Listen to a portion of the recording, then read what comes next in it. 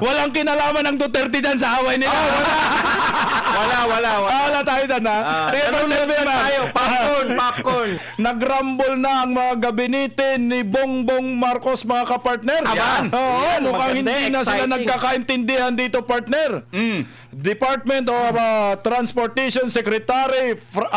Department of Tourism, Tourism. Department of Tourism Secretary Frasco bumuelta sa mga kritiko. Turismo lumago kahit binawasan ang pundo. Okay. Matapang na tumugon si Tourism Secretary Cristina Frasco sa batikos ng dalawang mambabatas mula sa administrasyon na nagsabing mahina ang performance ng kanyang ahensya. Giit ni Frasco, patuloy na lumago ang turismo sa kabila ng malalaking bawas sa pondo mula sa Kongreso. Pinagdudahan niya ang motibo sa likod ng pagbatikos. Lalo't nangyari ito matapos suportahan ng kanyang asawang si Cebu Representative Joke Frasco ang isang paninindigang hindi kalyado ni House Speaker Martin Romualdez. Ang dalawang bumatikos sina Representative Jude Asidri ng Tingog Party List at Representative Paulo Ortiga ng La Union. At kilalang kaalyado ni Romualdez. Mukhang tablahan na to, partner. Correct. Ano na to, matira-matibay. Mukhang malapit na talaga ang presidential election, partner. Iyan. Pinakita ni Frasco ang mga konkretong resulta sa sektor ng turismo. 3.86 trillion di umano ang kita mula sa mga bisita, yung mga turista, partner. 6.75 million ang mga dumalo. Yung guest, tourist guest arrival. Tama ba? Direktang trabaho at halos 6 milyong banyagang turista kahit na binawasan ang pundo ng kanilang promosyon mula 1.2 billion pesos noong 2024 patungong 100 million pesos na lang sa 2025, partner. Tinawag niya itong return of over 1,900,000%. Oy! At binigyang diin na walang ghost projects at walang nasayang kundi purong resulta. Bagamat sumang-ayon siya sa mahalaga ang turismo sa exclusive growth, kwinestyon niya kung bakit patuloy itong kinukulang sa pundo mula Kongreso. Aniya, hindi dapat pinaparusahan ang isang mahalagang sektor ng ekonomiya dahil lamang sa politika. Tinapos niya ang kanyang pahayag sa linyang mahiya naman kayo. Partner, congratulations muna. Umabot na tayo ng 1K viewers. Oy! 1K viewers na. Oy, maraming salamat. Thank you. Thank you so much. Actually, partner, 1,030 na po ngayon. At ano pa, counting pa tayo. Maraming salamat sa nakakataba ng puso, no? Oo, mga partner. Gusto niyo, partner, basahin ko yung birada ni Paulo Ortiga. No? Bahala ka sa buhay mo. para maganda yung komento ninyo. Para may guide kayo. Sige. Kasi nagrumble yung tatlo, puro Marcos Marcos supporters mo ito, ha? Hindi, partner, lilinawin ko lang, ha.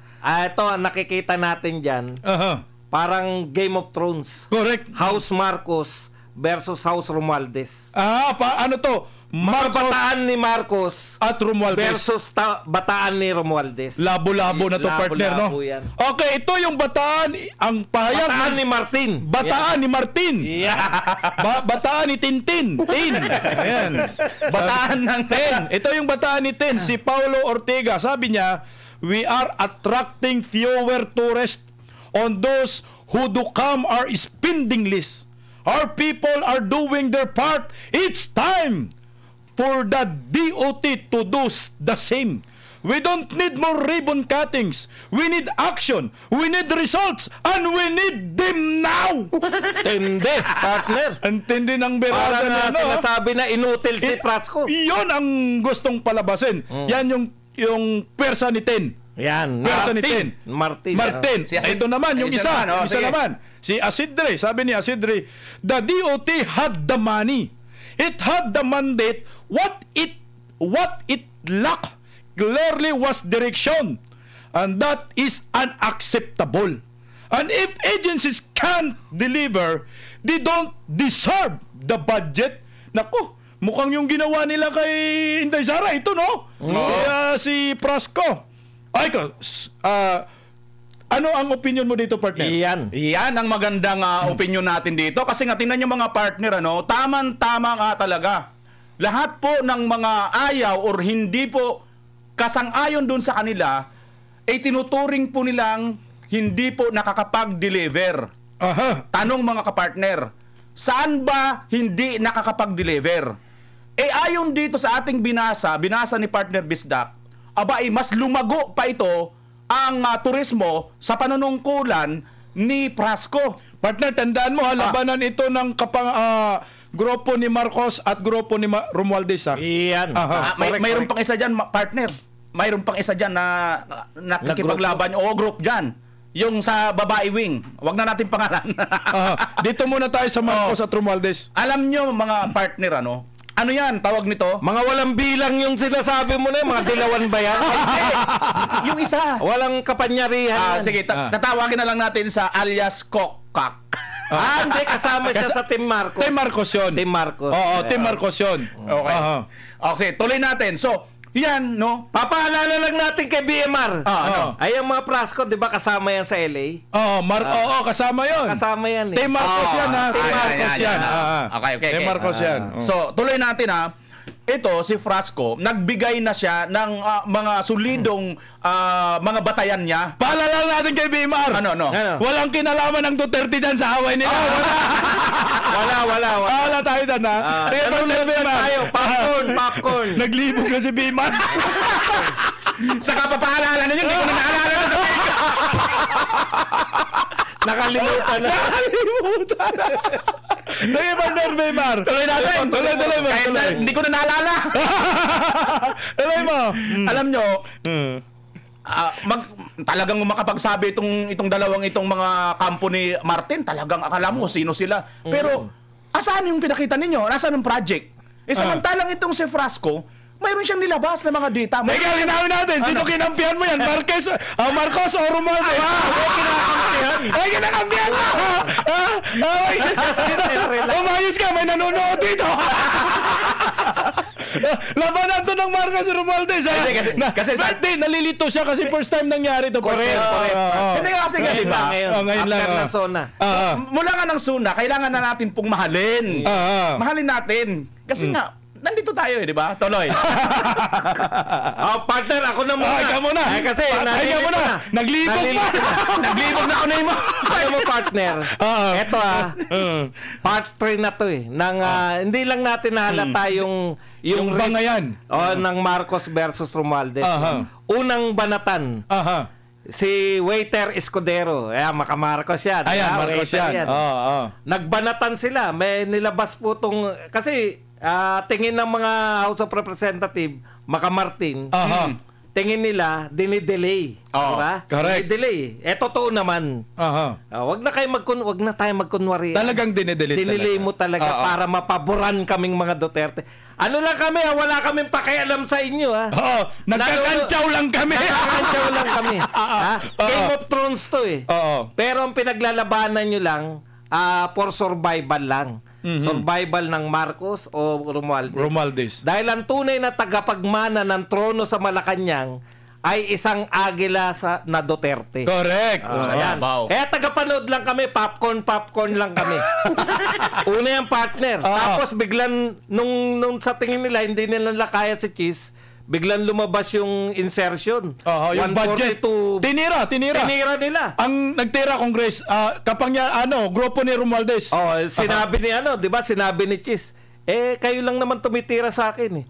Binawian siya ni Princess.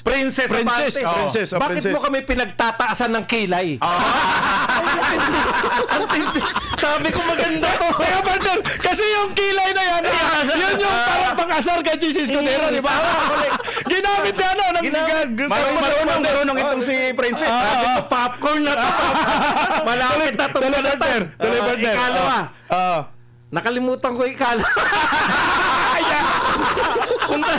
Punta na muna tayo dito sa ikatlo. Alam mo, partner, ang sarap na ng panood namin sa'yo. Tapos bigla mong nakalimutan, saan tayo liliko? Dito na muna tayo sa pangatlo. Saka na yung pangalawa.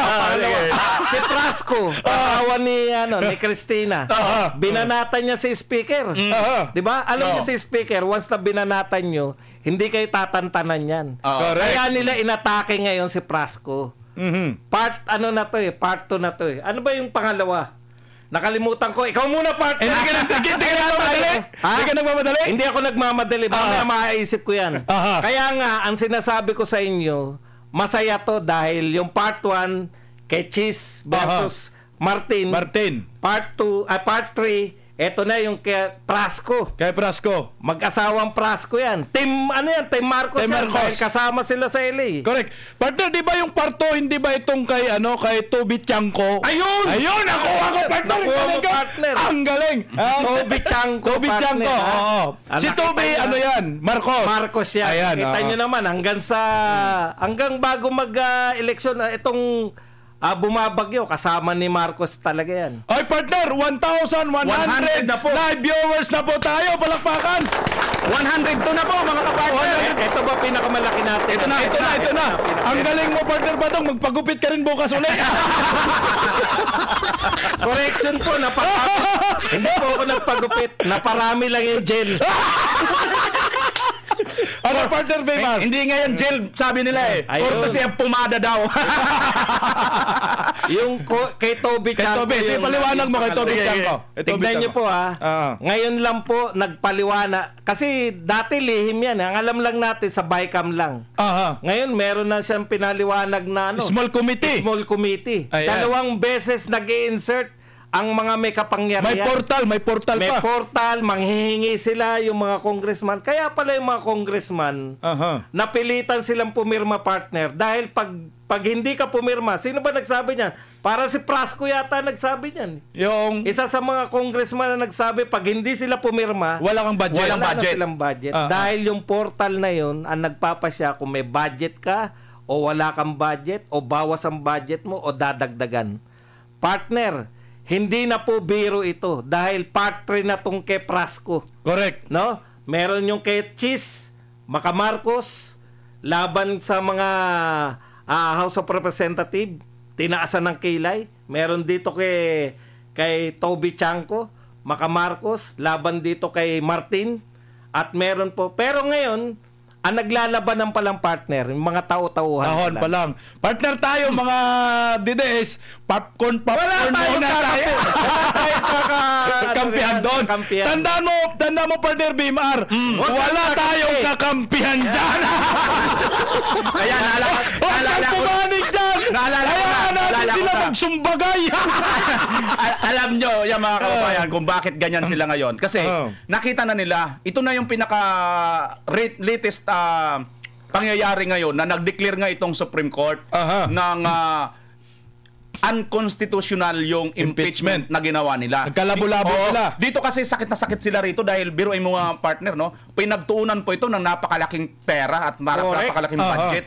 Tapos mauuwi lang sa unconstitutional, di ba? Correct. Talagang ito na yung parang naibuhos na nila ng lahat ng kanilang puwersa at lakas dito. Tandaan mo, 150 million bawat perma yun. Yun, oo.